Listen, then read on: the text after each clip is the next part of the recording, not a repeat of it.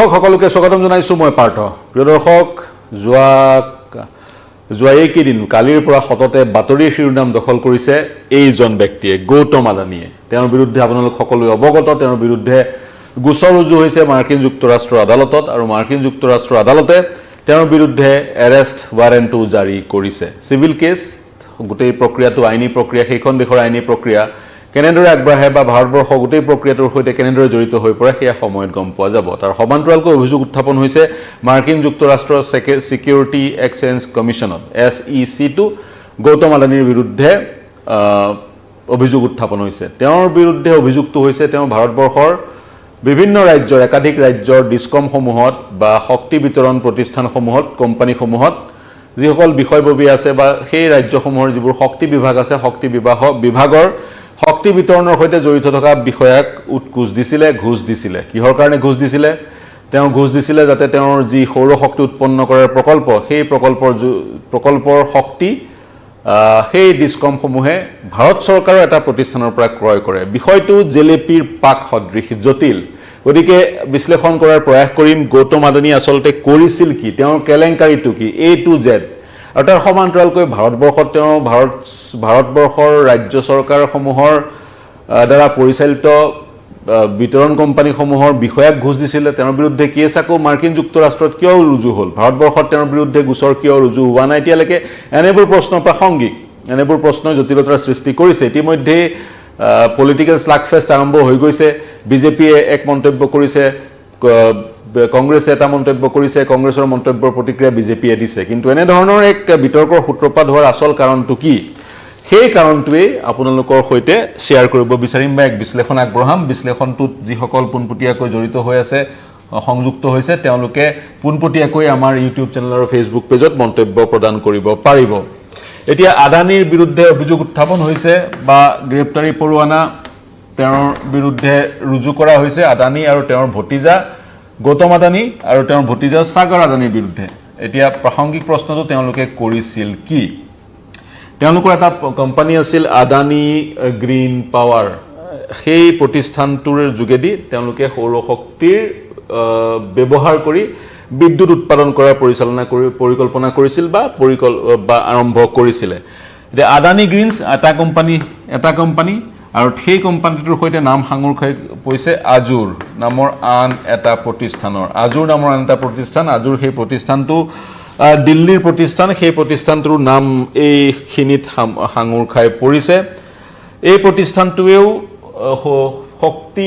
শক্তি খণ্ডৰ বিভিন্ন কাম কাজ কৰে ইলেক্ট্ৰিচিটি পাৱাৰ লাইন লে কৰাৰ পৰা শক্তি উৎপাদন কৰাৰ পৰা বিভিন্ন কাম আজুৰ নামৰ প্ৰতিষ্ঠানটোৱে কৰে এক ধৰণৰ আদানী গ্ৰীণছে যি কাম কৰে আজুৰ নামৰ প্ৰতিষ্ঠানটোৱে সেই কামেই কৰে আদানী গ্ৰীণছ নাম সেই কাৰণে দিছে কাৰণ তেওঁলোকে সৌৰ শক্তিৰ যোগেদি বিদ্যুৎ উৎপাদন কৰিব পৰিকল্পনা খুবেই ভাল ভাৰতবৰ্ষত সৌৰ শক্তিৰ যোগেদি বিদ্যুৎ উৎপাদন কৰা তেওঁলোকে পৰিকল্পনা কৰিছে 8 গিগাৱাটলৈকে তেওঁলোকে বিদ্যুৎ উৎপাদনৰ পৰিকল্পনা কৰিছে ভাৰতবৰ্ষ যিহেতু সংকল্পবদ্ধ 2070 লৈকে ভাৰতবৰ্ষই কাৰ্বন এমিশন বা কাৰ্বন নিৰ্গমন শূন্য কৰাৰ এক পৰিকল্পনা হাতত লৈছে এক লক্ষ্য হাতত লৈছে তেনে ক্ষেত্ৰত আমি ৰিনিউৱেবল সোৰ্স অফ এনাৰ্জিবোৰ আঁতৰাই ফসিল ফুয়েলসমূহ আঁতৰাই নতুন যিবোৰ new renewable source of energy নৱীকৰণ শক্তিৰ উৎস সেই শক্তিৰ উৎসসমূহ ব্যৱহাৰৰ দিশে ভাৰত অগ্ৰসৰ হৈছে তেনে ক্ষেত্ৰত সুন্দৰ কাম সৌৰ শক্তিৰ যোগেদি বিদ্যুৎ উৎপাদন কৰিব সেই বিদ্যুৎসমূহ তেওঁলোকে কেন্দ্ৰীয় চৰকাৰৰ প্ৰতিষ্ঠানক বেচিব সেই প্ৰতিষ্ঠানটোৰ পৰা আকৌ ৰাজ্য চৰকাৰসমূহৰ বিতৰণ কোম্পানীয়ে কিনিব বিতৰণ কোম্পানীয়ে সেইবোৰ উপভোক্তাক বেচিব এক সুন্দৰ পৰিকল্পনা এতিয়া গণ্ডগোলটো ক'ত হ'ল মই বিশ্লেষণ কৰিবলৈ আৰম্ভ কৰিম গণ্ডগোলটো ক'ত হ'ল আমি 2019 চনলৈ যাব লাগিব কোভিড আৰম্ভ হোৱাই নাছিল 2019 চন 2019 আৰু 2020 চনৰ ভিতৰত 2019 আৰু 2020 চনৰ ভিতৰত SECI বুলি কেন্দ্ৰীয় চৰকাৰৰ এটা প্ৰতিষ্ঠান এই প্ৰতিষ্ঠানটো SECI অৰ্থাৎ solar energy corporation of India এই প্ৰতিষ্ঠানটো এটা PSU কেন্দ্ৰীয় চৰকাৰৰ PSU বুলি মই লিখিলো এই প্ৰতিষ্ঠানটো কেন্দ্ৰীয় চৰকাৰৰ PSC এই প্ৰতিষ্ঠানটো পৰিচালনা কৰে RNE মন্ত্ৰণালয় হৈছে NRE মন্ত্ৰণালয় RNE নহয় NRE মন্ত্ৰণালয় NRE অৰ্থাৎ new and renewable energy ministry সেই মন্ত্ৰণালয়টোৰ প্ৰত্যক্ষ পৰিচালনাত গঠিত হৈছে এইটো পাব্লিক সেক্টৰ আন্ডাৰটেকিং যিটোৰ নাম solar energy corporation of India solar energy corporation of ইণ্ডিয়াৰ সৈতে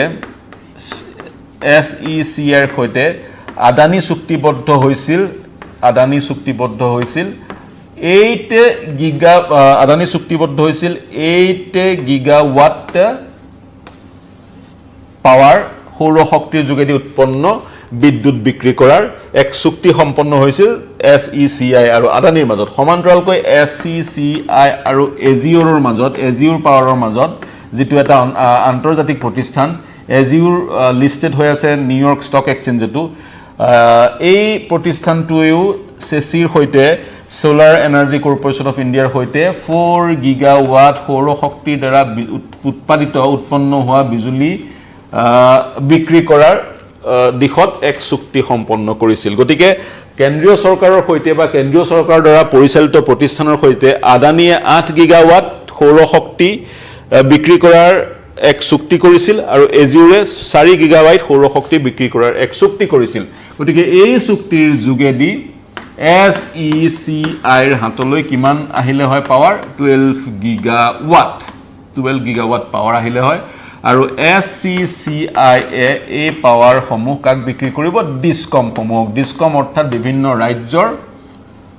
বিদ্যুৎ বিতৰণ প্ৰতিষ্ঠান বা কোম্পানী সমূহ অসমৰ বেলিকা APDCL যদিও বা APDCLৰ নামটো প্ৰত্যক্ষভাৱে পোহৰলৈ অহা নাই কিন্তু APDCL সন্দৰ্ভতো বিভিন্ন কথা উত্থাপিত হৈছে সেই বিষয়টোৰ সন্দৰ্ভত আমি বিশ্লেষণ আগবঢ়াম গতিকে সেচিয়ে আদানী আৰু আজুৰৰ পৰা কিনি কাক বিক্ৰী কৰিব ৰাজ্য চৰকাৰসমূহৰ ডিসকম সমূহত এতিয়া সমস্যাটো ক'ত হ'ল যেতিয়া সেচিৰ যেতিয়া solar energy corporation of India যেতিয়া বিষয়া বিভিন্ন ডিসকম কোম্পানীসমূহলৈ গ'ল আৰু ক'লে আমাৰ পৰা এই শক্তি আপোনালোকে কিনক কিন্তু ডিসকম কোম্পানীসমূহে শক্তি নিকিনিলে কাৰণ মাৰ্কেট ৰেটতকৈ অধিক দামত SECI সেই বিদ্যুৎ বিক্ৰী কৰিবলগীয়াত পৰিছিল কাৰণ সেই যি পূৰ্বৰ চুক্তি আছিল সেই চুক্তি অনুসৰি তেওঁলোকে পূৰ্বৰ যি চুক্তি অৰ্থাৎ আদানী আৰু SECIৰ মাজত যি চুক্তি হৈছিল সেই চুক্তিত উল্লেখ আছিল এক নিৰ্দিষ্ট দৰতহে তেওঁলোকে অৰ্থাৎ SECI ডিসকমসমূহক বিদ্যুৎ বিক্ৰী কৰিব কিন্তু ডিসকমসমূহে সেই যি দৰ বা সেই যি ভ্যালু সেই ভ্যালু মাৰ্কেট ৰেটতকৈ অধিক পালে আৰু সেই কাৰণে তেওঁলোকে SECI কৈ দিলে আপোনালোকৰ পৰা আমি বিদ্যুৎ কিনিব নোৱাৰো SECI গৈ পেলাই কথাটো কাক ক'লে পুনৰ মই কৈছো SECI যেতিয়া ডিসকম কোম্পানীসমূহৰ ওচৰলৈ গ'ল ডিসকমৰ ওচৰলৈ গ'ল দাম বেছি হোৱাৰ কাৰণে ডিসকমে নিকিনিলে পাৱাৰ SECIৰ পৰা নিকিনিলে তেতিয়া SECI পুনৰ আদানী আৰু আজুৰৰ ওচৰলৈ গ'ল আদানী আৰু আজুৰ দুইটাক মই এই বুলি লিখিলো ক'লো তেওঁলোকে ক'লে আমি বিক্ৰী কৰিব পৰা নাই এই চুক্তিখন কেনসেল কৰক আপোনালোকৰ পৰা যি আমি বিদ্যুৎ কিনিছিলো সেই বিদ্যুৎসমূহ আমি ডিসকমত বিক্ৰী কৰিব পৰা নাই গতিকে আমি এই চুক্তিখন কৰিব নোৱাৰিম বা এই চুক্তি আমি কেনসেল কৰিব লাগিব আদানী আৰু আজুৰ যিটো আন কোম্পানী আজুৰ সেইটো ক'লে তে আদানীয়ে কৰিলে কি গৌতম আদানীৰ ভতিজা সাগৰ আদানী তেওঁলোকে কৰিলে কি SECI ক'লে চুক্তিখন কেনসেল কৰিব নালাগে আমি নিজাববীয়াকৈ ডিসকম কোম্পানীসমূহলৈ যাম তেওঁলোকক হেঁচা দিম বা তেওঁলোকক কনভিন্স কৰাম যাতে তেওঁলোকে আপোনালোকৰ পৰা বিদ্যুৎখিনি লয় শক্তিখিনি লয় যিখিনি শক্তি আপোনালোকে আমাৰ পৰা কিনিব তেতিয়া গৌতম আদানী আৰু সাগৰ আদানীয়ে বিভিন্ন ডিসকম কোম্পানীসমূহৰ ওচৰলৈ গ'ল মূলতঃ তেওঁলোক কাৰ ওচৰলৈ গ'ল অন্ধ্ৰপ্ৰদেশৰ যিটো ডিসকম কোম্পানী শক্তি বিতৰণ প্ৰতিষ্ঠান হেতুৰ ওচৰলৈ গ'ল তাৰ পিছত আনান ৰাজ্য কেইখনলৈ গ'ল উৰিষ্যালৈ গ'ল তাৰ পিছত তেওঁ জম্মু কাশ্মীৰলৈ গ'ল তাৰ পিছত তামিলনাডুলৈ গ'ল আৰু এখন ৰাজ্য ছত্তীশগড়লৈ গ'ল এয়া 2022 চনৰ কথা তেওঁলোকে কি কৰিলে তেওঁলোকে এই ডিসকমসমূহক শক্তি বিতৰণ কোম্পানীসমূহক ঘুষ দিলে মাৰ্কিন যুক্তৰাষ্ট্ৰৰ কোৰ্টত যি শপতনামাৰ যোগেদি যি তথ্য উত্থাপিত হৈছে সেই তথ্যৰ ভিত্তিত আমি বিশ্লেষণ আৰম্ভ কৰিছো আদানীয়ে কি কৰিলে আজুৰে কৰা নাছিলে প্ৰথমতে আদানীয়ে কৰিলে কি এই ৰাজ্যসমূহৰ অন্ধ্ৰপ্ৰদেশ উৰিষ্যা জম্মু কাশ্মীৰ তামিলনাডু ছত্তীশগড়ৰ ডিসকমসমূহক ঘুষ দিলে ঘুষ দি ক'লে আপোনালোকে যিটো দৰ নিৰ্ধাৰিত হৈছে SECI যিটো দৰত সৌৰ শক্তিৰ যোগেদি উৎপন্ন বিদ্যুৎ আপোনালোকক বেচিব বিচাৰিছে সেই দৰতে আপোনালোকে বিদ্যুৎ কিনক আৰু সেই দৰতে মাৰ্কেট ৰেটতকৈ বেছি ৰেটত এনাৰ্জি কিনিবৰ কাৰণে SECIৰ পৰা ঘুষ দিলে অন্ধ্ৰপ্ৰদেশৰ ডিসকমক কিমান 1700 কোটি টকা আৰু আন ৰাজ্যসমূহৰ ডিসকমক বিভিন্ন পৰ্যায়ৰ ডিসকমৰ বিষয়াসকলক বা শক্তি বিভাগৰ সৈতে জড়িত হৈ থকা উচ্চপদস্থ বিষয়াসকলক বহু শ কোটি টকা ঘুষ দিবলগীয়া হ'ল কিমান ঘুষ দিছে প্ৰায় 2000 কোটিৰ পৰা 2100 কোটিলৈকে ঘুষ দিয়াৰ কথা মাৰ্কিন যুক্তৰাষ্ট্ৰক আদালতত সদৰি কৰা হৈছে তাৰে 85% ধন যিমান ঘুষ দিছে তাৰে 85% ধন অন্ধ্ৰপ্ৰদেশৰ ডিস্কমকে দিছে আদানীয়ে হল সেইখিনি লগে তাৰ পিছত গোটেই এই ঘুষ দিয়াৰ প্ৰক্ৰিয়াটোত আদানী গ্ৰীণছে জড়িত কৰিলে দিল্লীৰ সেই এজুৰ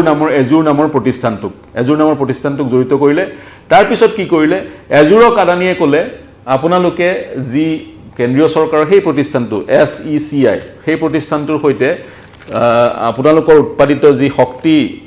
বিক্ৰী কৰাৰ এক চুক্তি কৰিছিল সেই চুক্তি কেনসেল কৰক আপোনালোকে অৰ্থাৎ আজুৰে আদানীক বেচক আজুৰক আদানীয়ে ক'লে আপোনালোকে আমাক বেচক সেচিক বেচিব নালাগে আমাক বেচক আৰু আমি সেই শক্তি SECI বেচিম আৰু SECI এই ৰাজ্যসমূহক বেচিব তেতিয়া কি কৰিলে আজুৰ নামৰ প্ৰতিষ্ঠানটোৱে পূৰ্বতে কিমান বেচাৰ চুক্তি কৰিছিল ভাৰত চৰকাৰ প্ৰতিষ্ঠানৰ সৈতে 4 গিগাৱাট পাৱাৰ বেচাৰ চুক্তি কৰিছিল সোলাৰ পাৱাৰ বেচাৰ চুক্তি কৰিছিল কিন্তু আদানীয়ে কনভিন্স কৰাৰ পিছত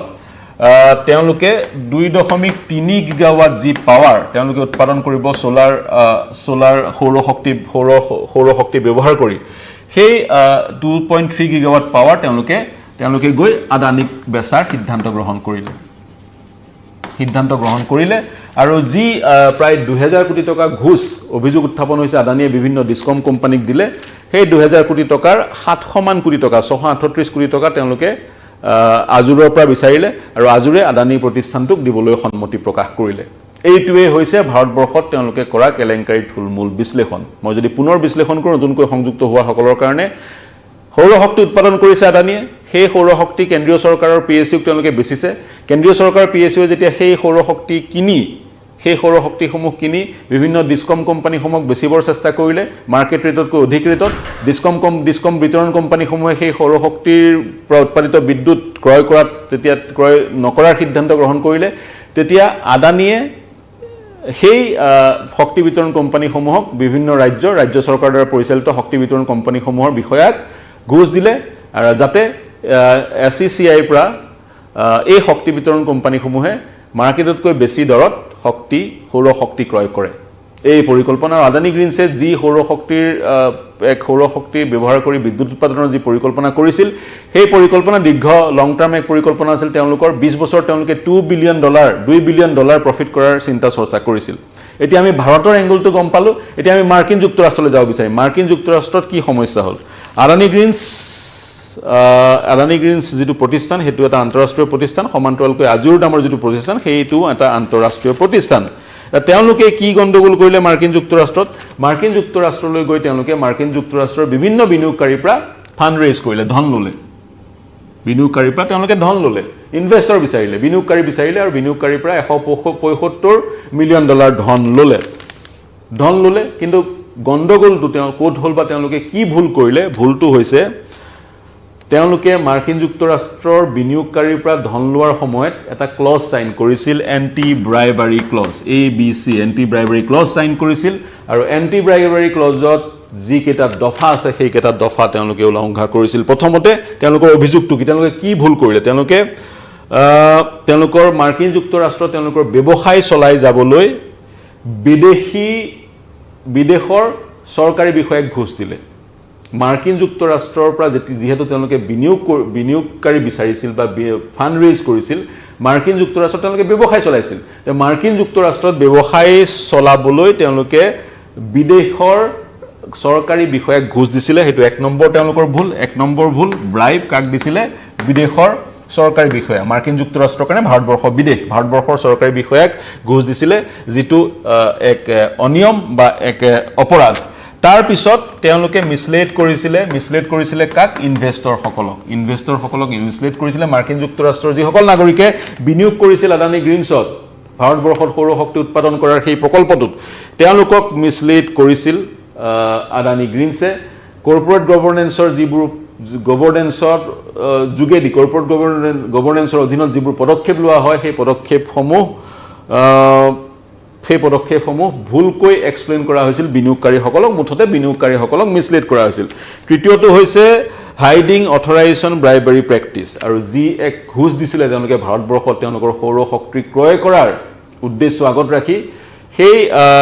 সেই প্ৰক্ৰিয়াটোক বিনিয়োগকাৰীৰ পৰা লুকুৱাই ৰাখিছিলে। সেই তিনিটা অভিযোগৰ ভিত্তিত মাৰ্কিন যুক্তৰাষ্ট্ৰৰ এখন ডিষ্ট্ৰিক্ট কোৰ্টত, নিউয়ৰ্কৰ ডিষ্ট্ৰিক্ট কোৰ্টত বা department of judiciary, department of জাষ্টিছত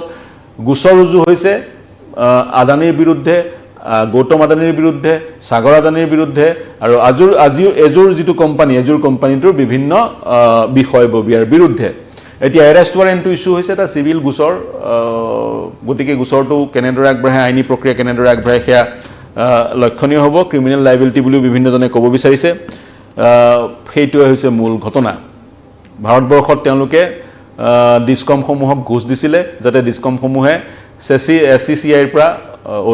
অধিক মূল্যত পাৱাৰ ক্ৰয় কৰে, যি পাৱাৰ SCCIক আদানীয়ে বেচিলে হয়। আৰু সেই গোটেই পৰিকল্পনাটো, গোটেই